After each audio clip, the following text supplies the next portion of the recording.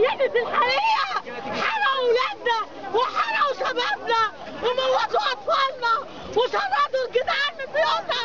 كل ده ليه؟ كل ده ليه؟ عشان يبقوا يد واحده مع امريكا، يد واحده مع اسرائيل.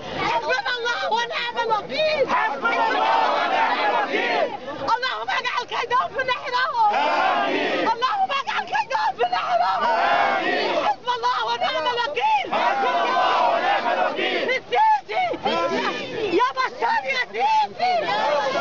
مرسي هو رئيسي. مرسي هو رئيسي. ملوش بديل عندنا. ملوش بديل. هو مرسي وهيفضل مرسي هو رئيس الجمهورية الشرعي اللي احنا اخترناه. ها تقتل عيالنا. تقتل عيالنا.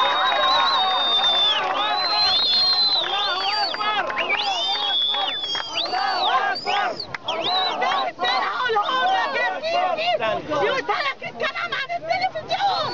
تقتل عيالنا، تقتل ولادنا، تقتل رجالتنا، تقتل نسواننا.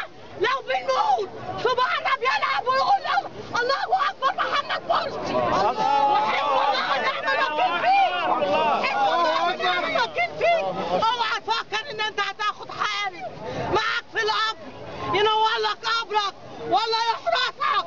كلنا هنتحط في شبر ضيق.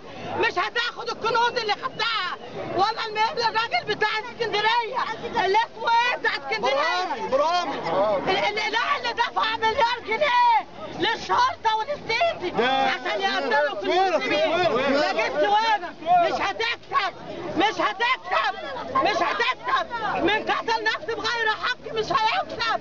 حسب الله ونعم الوكيل. والله امرنا لله.